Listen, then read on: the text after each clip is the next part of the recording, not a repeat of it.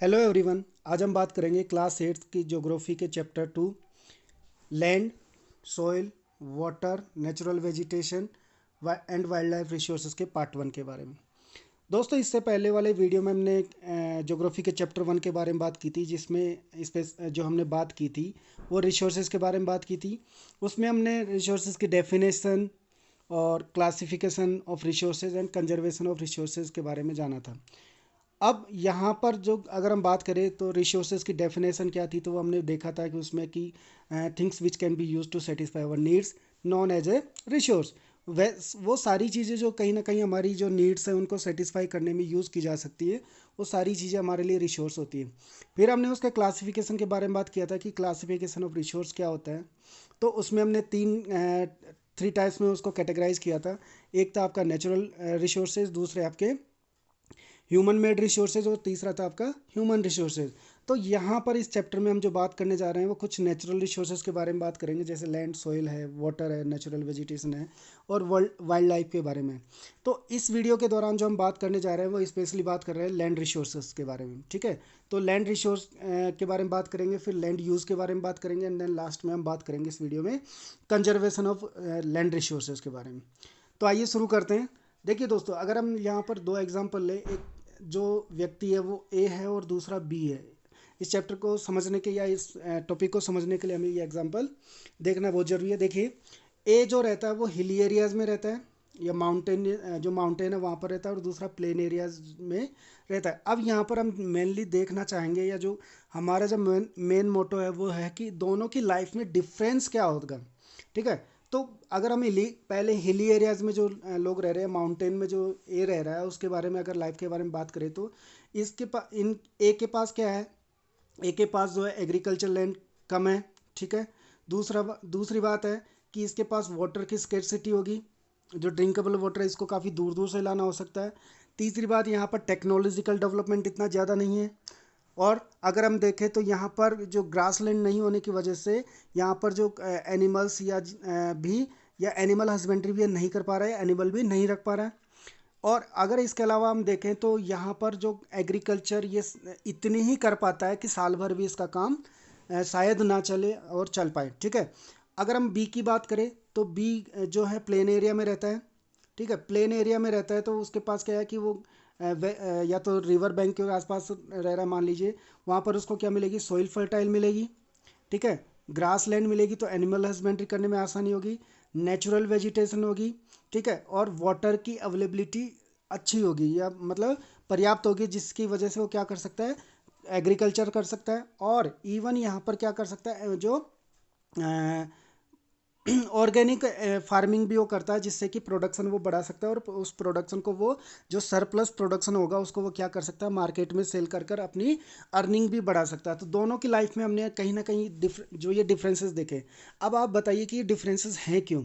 तो इन डिफरेंसेस की अगर बात करें तो ये जो डिफरेंसेस हैं, ये डिफरेंसेस हैं due to quality of land, quality of soil, water availability of water, natural vegetation, animals and the uses of technology। इन चीज़ों की वजह से क्या है, इन दोनों की लाइफ में कहीं ना कहीं ये जो डिफरेंसेस हम देख रहे हैं। तो आइए हम बात करते हैं लैंड रिसोर्स के बारे में कि लैंड रिसोर्स का क्या इंपॉर्टेंस है और लैंड रिसोर्स एक्चुअल में है क्या। तो आई देखिए, land is among the most important natural resources. ठीक है, अगर हम लैंड रिसोर्सेज की बात करें तो ये एक इंपॉर्टेंट नेचुरल रिसोर्सेज है। It covers only about 30% of the total areas of the Earth's surface, and all parts of this small percentage are not habitable। ठीक है, अगर हम बात करें कि हमारा जो टोटल अर्थ सरफेस है, अर्थ सरफेस का जो टोटल एरिया है उसका 70% लगभग क्या है, वाटर बॉडीज़ हैं, और लगभग 30% जो बात करते हैं हम लोग वो क्या है, आपका लैंड सरफेस है। यानी कि अगर हम बात करें तो टोटल जो 70% है वो क्या आपका हाइड्रोस्फीयर, और 30% जो रह गया वो आपका क्या रह गया, लिथोस्फीयर। तो अब ये जो 30% है इसका भी पूरा पार्ट जो है वो 30% क्या है, जो टोटल हैबिटेबल नहीं है, यानी कि यहाँ पर भी कुछ पार्ट ऐसे हैं जहाँ पर लोग रह नहीं पाते हैं। ठीक है, due to extreme condition of climate, extreme climatic conditions की वजह से हो सकता है कि कुछ जो वहाँ पर सुटेबल नहीं हो लोगों के रहने के लिए। ठीक है, अगर हम बात करें the uneven distribution of population in different parts of the world is mainly due to the varied characteristics of land and climate. अगर हम बात करें कि जो वर्ल्ड की जो टोटल पॉपुलेशन है उसके डिस्ट्रीब्यूशन की बात करें तो आप देखते हैं कि कुछ एरियाज जो वर्ल्ड के हैं वो बहुत ज़्यादा पॉपुलेटेड है और कुछ एरियाज़ हैं जो बहुत ज़्यादा लेस डेंस पॉपुलेटेड है, यानी कि कुछ एरियाज तो बहुत ज़्यादा डेंस पॉपुलेटेड है, ठीक है, और कुछ एरिया जो है लेस डेंस पॉपुलेटेड है। ओके, अगर हम बात करें लेस पॉपुलेटेड है तो अगर हम बात करें कि इनके पीछे जो रीज़न है या मेन कॉज क्या है, वो जो है वो मेनली आपका है लैंड और क्लाइमेटिक कंडीशन, जिसमें लैंड में आपकी टोपोग्राफी हो सकती है और क्लाइमेटिक कंडीशंस में भी इसके लिए कहीं ना कहीं जो उत्तरदायी हैं। ओके, अब बात करते हैं the rugged topography, steep slopes of the mountains, low lying areas. Okay, और इसके अलावा आपका susceptible to water logging desert areas, thick forested areas are normally sparsely populated और inhabited, ठीक है। अगर हम बात करें कि जो जितने भी जैसे कि रग्ड जो टोपोग्राफी है या जो उबड़ खाबड़ जो टोपोग्राफी है, स्टीप स्लोप्स है, तीव्र ढाल जो हैं, या माउंटेन्स के जो तीव्र ढाल है, ओके, या इसके अगर हम बात करें अति संवेदनशील जो क्षेत्र है वाटर के जो कट सकते हैं, ओके, जिनको हम लोग बोलते हैं susceptible to water logging. Okay, अगर ये इनकी बात करें या फिर डेजर्ट एरियाज हैं, यहाँ पर बहुत जो कम लोग रहना पसंद करते हैं, या चाहे वो थिक फॉरेस्ट एरियाज हो। क्यों? क्योंकि यहाँ पर जो फैसिलिटीज़ है या जो रिसोर्सेज की अवेलेबिलिटी है वो इतनी इजीली नहीं हो पाती है, ठीक है। अगर वहीं पर हम बात करें कम प्लेन्स की और रिवर वैलीज़ की, ठीक है, इन जो ऊपर वाले जो हमने बात की है उनके कंपैरिजन में अगर हम बात करें प्लेन्स की और रिवर वैलीज़ की, तो यहाँ पर क्या होता है, offer suitable land for agriculture. एक तो क्या होता है जो लैंड और प्लेन्स और जो रिवर वैलीज होती है उनमें क्या होता है एग्रीकल्चर लैंड ज़्यादा अच्छी होती है। इसकी वजह से क्या होता है, these are densely populated areas of the world, ठीक है। एग्रीकल्चर लैंड होती है, वाटर की अवेलेबिलिटी अच्छी होती है, सॉइल फर्टाइल होती है, इस वजह से यहाँ पर प्लेन और जो रिवर वैलीज है वहाँ पर आप लोग जो हम लोगों को क्या मिलता है, डेंसली पॉपुलेटेड एरियाज देखने को मिलते हैं। ओके, तो हमने देखा कि दोनों में क्या डिफरेंस है, जहाँ पर डिफिकल्ट टेरेन होता है वहाँ पर लोग कम रहना पसंद करते हैं और जहाँ रिसोर्सेज ईजीली अवेलेबल हो जाए वहाँ पर लोग ज़्यादा रहना पसंद करते हैं। अब बात करते हैं लैंड यूज़। लैंड यूज़ या जिसको हम बात करें लैंड की उपयोगिता क्या है या कैसे उसको उपयोग में लाया जाता है, ठीक है। तो लैंड यूज़ की अगर हम बात करें तो land is use for different purposes such as agriculture, forestry, mining, building houses, roads and setting up of industries. This is commonly term as a land use. यानी कि जिस भी तरीके से हम जिस भी तरीके से हम लैंड को क्या कर रहे हैं, उपयोग कर रहे हैं, चाहे वो हम उसको एग्रीकल्चर के लिए यूज़ करें, चाहे हम माइनिंग के लिए यूज़ करें, फॉरेस्ट्री के लिए यूज़ करें, हाउस बनाने के लिए यूज़ करें, रोड्स बनाने के लिए यूज़ करें, या इंडस्ट्रीज़ को सेटअप करने के लिए यूज़ करें, ये सारी चीज़ें क्या कहलाती है आपकी, इसको कॉमनली हम क्या बोलते हैं, लैंड यूज़ बोलते हैं। यानी कि हम लैंड का जिस भी काम के लिए, जिस भी पर्पज़ के लिए यूज़ कर रहे हैं हम लोग, वो सब चीज़ें हमारे लिए क्या होंगे, लैंड यूज़। ओके, आगे बात करते हैं। The use of land is determined by the physical factors such as topography, soil, climate, minerals and availability of water, ठीक है। अब लैंड यूज़ जो है वो किस पर डिटरमाइन करता है, वो आपके डिटरमाइन करता है फिजिकल फैक्टर्स के। यहाँ पर फिजिकल फैक्टर और ह्यूमन फैक्टर के बारे में बात करेंगे।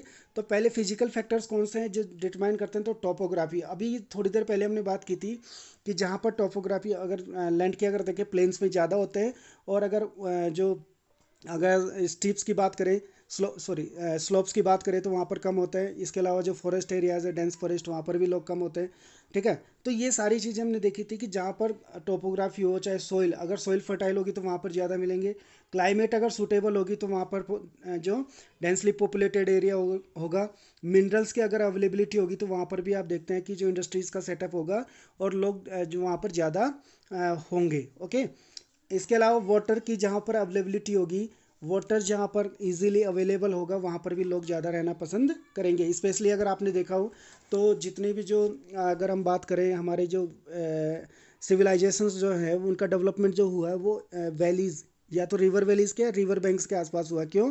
क्योंकि उनको एग्रीकल्चर के लिए या फिर जो डेली यूज़ के लिए उनको वाटर की अवेलेबिलिटी आसानी से हो जाती थी। इसके अलावा जो फ्रूट्स वगैरह हैं जो भी या फिर एग्रीकल्चर करने के लिए जो रिसोर्सेज आसानी से अवेलेबल हो जाते थे, इसलिए यहाँ पर डेंसली पॉपुलेटेड होते हैं। दूसरी बात करते हैं हम ह्यूमन फैक्टर्स की।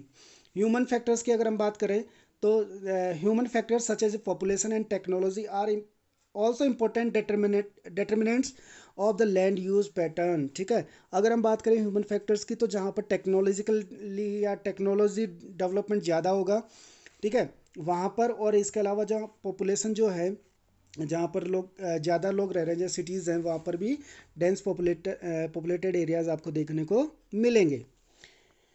Okay, land can also be classified on the basis of ownership. अब लैंड को हम ऑनरशिप के बेस पे भी टू पार्ट्स में यहाँ पर क्लासिफाइड कर सकते हैं। पहला एक प्राइवेट, दूसरा जो है community land. Private and land and community land. तो प्राइवेट लैंड आप जैसे कि नाम से स्पष्ट हो रहा है कि प्राइवेट यानी कि किसी एक इंडिविजुअल की ये ऑनरशिप में होता है। तो private land is owned by individuals और group of individuals, where as community land is owned by the community for common uses like collection of fodder, fruits, nuts, medicinal herbs. These community land are also called common property or resources। ठीक है, तो यहाँ पर हमने दोनों देखा कि जो इंडिविजुअल या जिसको बोले कि प्राइवेट जो लैंड होता है वो किसी इंडिविजुअल के ओनरशिप में होता है, जबकि कम्युनिटी जो होती है किसी एक कम्युनिटी के ओनरशिप में होती है, जिसका यूज़ वो पूरी कम्युनिटी करती है। किसके लिए? चाहे वो कलेक्शन ऑफ फॉडर हो, चारे की कलेक्शन के लिए हो, चाहे फ्रूट्स के हो, चाहे मेडिसिनल जो हर्ब्स हैं, दवाइयों के लिए जो भी कलेक्शन करना हो, वो सारे लोग उसको मिलकर यूज़ करते हैं। इसलिए इनको कॉमनली क्या बोला जाता है? कॉमन प्रॉपर्टी रिसोर्सेज भी बोला जाता है, कि एक क्या है कि कॉमन लोग उनको यूज़ कर रहे हैं, इसलिए इसको कॉमन प्रॉपर्टी रिसोर्सेज भी बोला जाता है। ठीक है, अब हम बात करते हैं कंजर्वेशन ऑफ लैंड रिसोर्सेज। ठीक है, लैंड रिसोर्सेज की जो कंजर्वेशन है उसकी ज़रूरत क्या है? तो पहले तो हम देखते हैं कि वाई कंजर्वेशन, कि हमें इसकी ज़रूरत क्या है। Why do we need the conservation of land resources, कि हमें इनकी ज़रूरत क्या है, क्यों इनकी नीड की जो कंजर्व करने की ज़रूरत पड़ी। तो देखिए people and their demands are ever growing but the availability of the land is limited. ठीक है, हम अगर देखें तो लोगों की डिमांड हम देख रहे हैं कि टाइम टू टाइम अगर हम देखे जाए तो पॉपुलेशन बहुत ज़्यादा बढ़ती जा रही है, और जैसे जैसे पॉपुलेशन बढ़ती जा रही है वैसे वैसे उनकी डिमांड भी बढ़ती जा रही है, लेकिन लैंड हमारी क्या आज भी लिमिटेड है, तो इसलिए इसको जो कंजर्व करना जरूरी है। The quality of land also differs from place to place. अब इसकी अगर हम बात करें, अभी पिछली स्लाइड में मैंने आपकी बताया था कि जो क्वालिटी ऑफ लैंड है वो डिफ़र करती है प्लेस टू प्लेस की। कहीं पर सॉइल की फर्टिलिटी अच्छी होती है, तो कहीं पर सॉइल फर्टाइल नहीं होती है। ठीक है, people started encroaching the common lands to build up commercial areas, housing complexes in the urban areas and expand the agricultural land in the rural areas। अब हम बात करें कि लोग क्या करते हैं कि जो कॉमन लैंड है उनको लोग उनको इंक्रोच करके क्या करने की कोशिश कर रहे हैं, उनको कमर्शियल एरियाज़ में कन्वर्ट करने की कोशिश कर रहे हैं, या जो वहाँ पर अपनी फैक्ट्रीज वगैरह एस्टेब्लिश करने की सोच रहे हैं। उसके अलावा हाउसिंग कॉम्प्लेक्सेस बना रहे हैं, कहाँ? सिटीज़ में।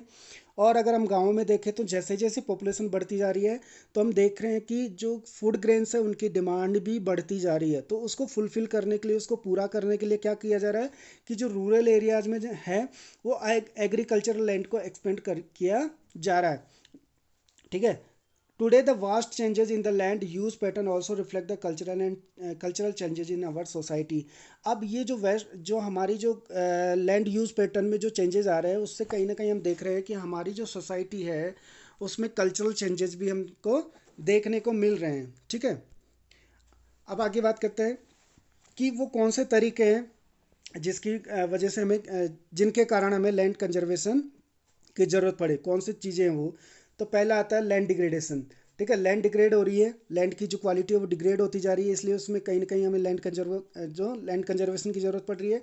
लैंड स्लाइड्स हो रहे हैं, सॉइल इरोजन हो रहा है, डिजर्टिफिकेशन हो रहा है, यानी कि मरुस्थलीकरण जिसको बोल रहे हैं हम लोग, जो मरुस्थल आगे बढ़ते जा रहे हैं, are the major threats to the environment because of the expansion of agriculture and construction activities. ये सारी जो चीज़ें हैं, डिग्रेडेशन ऑफ लैंड है, चाहे लैंडस्लाइड है, सॉइल इरोजन है, डेजर्टिफिकेशन, इन सब के पीछे क्या रीज़न है?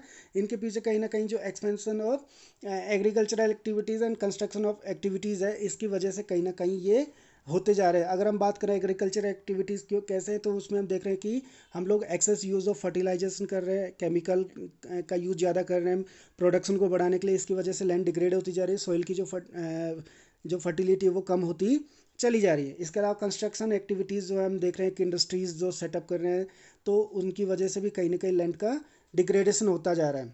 ठीक है, अब हम बात करते हैं कि जो लैंड को कंजर्व कैसे किया जा सकता है, लैंड को कंजर्व कैसे कर सकते हैं, how we can conserve the land resources. Okay, तो बात करें, the present rate of degradation of land must be check. ठीक है, तो अगर हम बात करें कि जो प्रेजेंट रेट ऑफ डिग्रेडेशन है उसको कहीं ना कहीं हमें रोकना होगा, अगर उसको जो देखना होगा। अब उनको रोक कैसे सकते हैं, कैसे उसको कम कर सकते हैं, जो डिग्रेडेशन की रेट है उसको कैसे कम कर सकते हैं, तो हम सबसे पहले कर सकते हैं अफॉरेस्टेशन, यानी कि हम ज़्यादा से ज़्यादा ट्रीज़ का प्लांटेशन करें और फॉरेस्ट एरियाज़ को बढ़ाने की कोशिश करें, जिससे कि लैंड का डिग्रेडेशन रुक सके। दूसरा है लैंड रेक्लेमेशन। दूसरा लैंड रेक्लेमेशन, यानी कि ये जो लैंड रेक्लेमेशन का मतलब होता है कि ज़मीन में सुधार, या जो भूमि है उसमें सुधार किया जा सके। Regulated use of chemical pesticide and fertilisers. ठीक है, और जो फर्टिलाइजर्स का यूज़ हम कर रहे हैं, केमिकल फर्टिलाइजर्स पेस्टिसाइड वगैरह का यूज़ कर रहे हैं हम लोग, उनको क्या किया जा सके, उनको कम किया जाए। Okay, and checks on over grazing का मतलब होता है जो पशु चारण होता है ना बेटा, बच्चों जो पशुओं को जो चराते हैं हम लोग खुले में, उस पर भी कहीं ना कहीं कंट्रोल किया जाए ताकि जो लैंड डिग्रेड होने से बच सके। तो are some of the common methods use to conserve land resources. ये कुछ ऐसे मेथड्स हैं जिनको हम अडॉप्ट करके, जिनको फॉलो करके हम क्या कर सकते हैं, लैंड जो रिसोर्सेज है उनको कंजर्व कर सकते हैं ताकि उनका डिग्रेडेशन कम से कम हो सके। अब यहाँ पर एक जो वर्ड आया था लैंडस्लाइड्स, इसके बारे में हम थोड़ा सा बात करते हैं। लैंडस्लाइड्स क्या होती है, ठीक है। तो लैंडस्लाइड्स देखिए, landslides are simply defined as the mass movement of rocks debris of or earth down eight slope. ठीक है, तो जब रॉक्स वगैरह जो क्या होती हैं, या अर्थ जब अचानक डाउन में चली जाए, फिसल कर नीचे आ जाए, जैसे माउंटेन्स वगैरह में आपने देखा होगा, तो उसको हम क्या बोलते हैं, लैंडस्लाइड्स। ओके, ये किसकी वजह से आते हैं, they often take places in conjunction with earthquakes, floods and volcanism. ठीक है, ये प्राय किसकी वजह से आते हैं, जैसे भूकंप हुआ, बाढ़ हुआ और ज्वालामुखी के साथ घटित होते हैं। ठीक है, इसके अलावा हो सकता है कि जो भूकंप है, ज्वालामुखी है, जो अर्थक्वेक है, फ्लड है, ठीक है, वोल्केनोज है, इनके अलावा भी कई सारी ऐसे, जैसे कि अब prolong spell of rainfall can cause heavy landslide that can be block the flow of river for quite some time. अब कई बार क्या होता है कि बहुत लगातार बहुत टाइम तक क्या होता है कि जो भारी बारिश होने की वजह से, अब रेनफॉल होने की वजह से क्या होता है कि जो रिवर है, ठीक है, रिवर का जो फ्लो होता है उसको थोड़े टाइम के लिए कर दिया जाता है, इसको ब्लॉक कर दिया जाता है। ठीक है, अब इसकी वजह से क्या होता है कि जब जो रिवर का जो ब्लॉक हो गया वो अचानक जब टूटता है, ठीक है, उससे निचली घाटी जो होती है, या जो वैलीज़ होती हैं, डाउन वैलीज जो होती हैं, उन वहाँ पर जो हैबिटेंट्स हैं, वहाँ पर जो लोग रह रहे हैं, वहाँ पर क्या कई बार क्या दिक्कत होता है कि वहाँ पर बहुत ज़्यादा नुकसान होने के जो डर रहता है। देखो, in the hilly terrain landslides have been a major and widely spread natural disaster that often strike life and property and the occupy position of major concern. ठीक है, हिली एरियाज में अगर हम देखेंगे तो बहुत ज़्यादा जो लैंडस्लाइड होने के चांसेस बने रहते हैं, या लैंडस्लाइड होते रहते हैं, जिससे कि बहुत ज़्यादा प्रॉपर्टी को, और अगर हम बात करें बहुत लोगों के जीवन की जो है उसको आघात पहुंचता है, या उनके जो मतलब नुकसान की हमेशा चिंता बनी रहती है। ठीक है, तो हम देखते हैं कि ये बहुत ही कई बार नुकसानदायक होता है।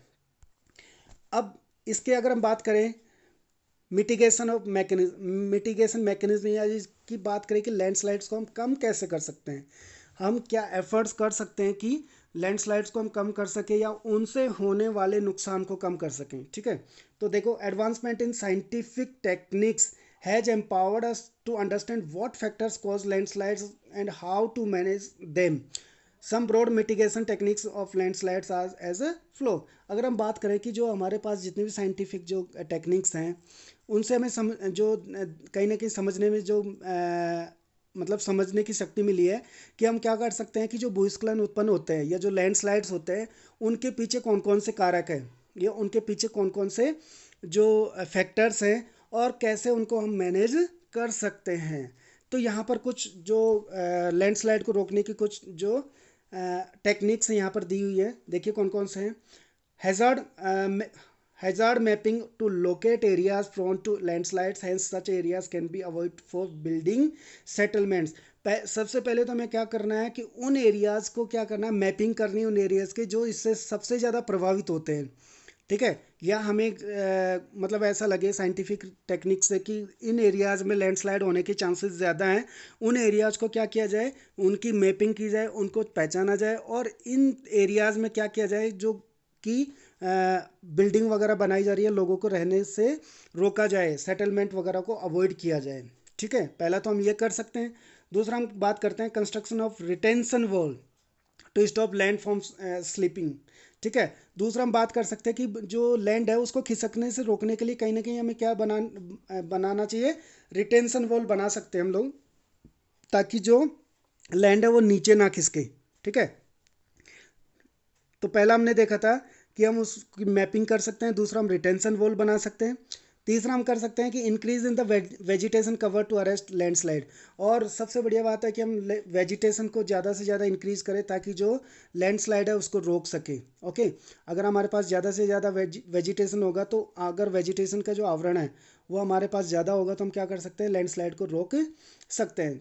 लास्ट है the surface drainage control works to control the movement of landslides along with the rain water and spring flows. अगर हम जो ड्रेनेज सिस्टम है उसको भी कंट्रोल करेंगे तो कहीं ना कहीं हम उसको कंट्रोल कर सकेंगे, यानी कि जब वाटर का जो फ्लो एक साथ नहीं होगा तो लैंडस्लाइड होने के चांसेस कम हो जाएंगे। तो कुछ ऐसे जो ये टेक्निक्स हमने यूज़ किए, मेथड्स यूज़ कर करके हम क्या कर सकते हैं, लैंडस्लाइड को होने से रोक सकते हैं, या फिर हम कहें कि लैंडस्लाइड से जो होने वाला नुकसान है उसको कम कर सकते हैं, ठीक है।